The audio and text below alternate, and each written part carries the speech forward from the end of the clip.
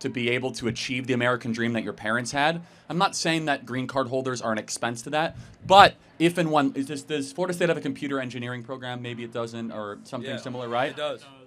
For example, let's just take the H-1B program. I think it's wrong to import workers from foreign countries to compete against you guys as computer science engineering students, where you guys should be given priority as American students above foreign students. Hello, welcome to my YouTube channel where the art of debate meets the cool side of commentary.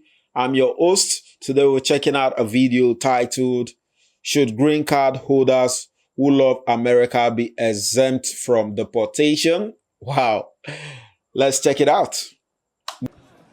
So my question has to pertain more to illegal immigration and green cards and everything. Obviously, I got the Trump hat on. I agree with most of what you stand for, but I wanted to ask and have you clarify. Obviously, the border wall and deportations and everything are necessary now, but what do you see as the future for a policy to get people like my friend here that he's on a student visa now, his family was deported back to Mexico? How can someone like him get a green card and his family? Where do you see the government going with that and getting people green cards fairly instead of making it illegal? When was your family deported? Recently? 2 years ago. Oh, 2 years. Under Biden. Okay. Yeah. Yeah. Interesting. Yeah, look, my perspective might not win him over, I'll be perfectly honest.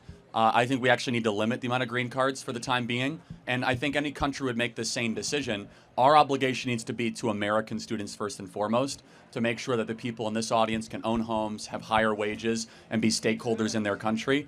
So I might not win over your friend here, and that's okay, but at least he can have understanding where I'm coming from. Every country should look after their own country, first and foremost.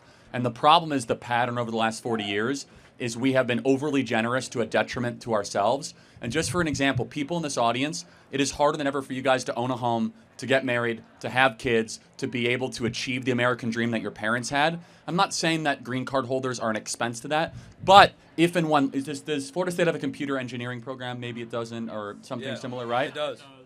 For example, let's just take the H-1B program. I think it's wrong to import workers from foreign countries to compete against you guys as computer science engineering students, where you guys should be given priority as American students above foreign students. And so I might not win over your friend here. However, if we can then get back to a prosperous, more robust economic circumstance, we should always have a merit-based immigration policy. No illegal immigration, very limited legal immigration. That should be always merit-based. But for someone like him who's assimilating to America, he's going to be here for 4 years. It's his second year here. He's already more American than most of the people I've met. How can we get someone like that Well, that's so already like, American? I do. What do you mean by that? He's very involved in American culture. He voted for Trump, obviously. Good. Well, He's very you voted with a patriotic. you voted with a green card? No, I didn't vote. Oh, but okay, I was gonna say, yeah. He was going to vote. He supported Trump, but yeah, got it. Supported Trump. Yeah, again, But he's very patriotic, and I know you saw the protesters over there. They don't like America. Why are they here and he's not? Well, I mean, they were raised here, so you have to have some social contract for being, born here and keeping that together. I will say you make a good argument on the surface that there are some newcomers that come to America that tend to love the country more than its current inhabitants. That is a good argument. I will say, though, as a broad rule, we need to have a hard and fast stop and say that, number one, we have a mass assimilation problem. Number two, exceptions like your friend right here can and should and will be made through a merit-based immigration system, but for the time being, he is the exception, not the rule. Far too often we have people like Elon Omar coming into the country that is sowing, discord and venom and ingratitude towards America. And I think we can both agree that we've had way too many people, foreigners, coming into the country over the last couple of years in an unregulated, unruly fashion. And it's time to put American students and Americans first. Thank you very much. Appreciate it. Thank you. Yes, sir. Thank you. Interesting debate. I totally agree with Charlie. The citizens of America should be put first above every other thing.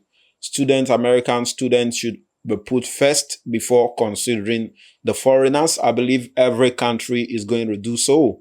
And about migration, a lot of people already knows the right process in order for them to come into the country, but they still decide to break the law and come in illegally, which means they have no respect for the American law.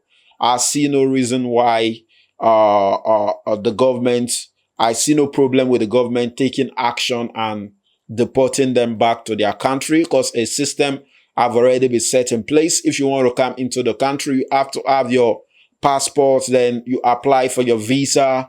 When you are given the visa, then you can come into the country. But if you decide to break the law in order for you to be in the country, I believe you have no respect with the country's law. And I see no problem with the government taking legal actions against those people and deporting them back to their country. I believe all country will always have we always put the citizens first before considering citizens from other nation, not just America. I believe every other country is going to do the same thing. It's not like they are not good immigrants. They are good immigrants, but they are also bad immigrants. But either way, if you follow the law, I believe you are not going to have any problem. So the competition is going to be much, considering immigrants coming into the country. Most are professionals and they are going to receive less pay to do certain work. Maybe employers can even think of employing immigrants instead of employing citizens, because they might believe that most especially the illegal immigrants, they might believe that we agree to a lesser pay as compared to citizens.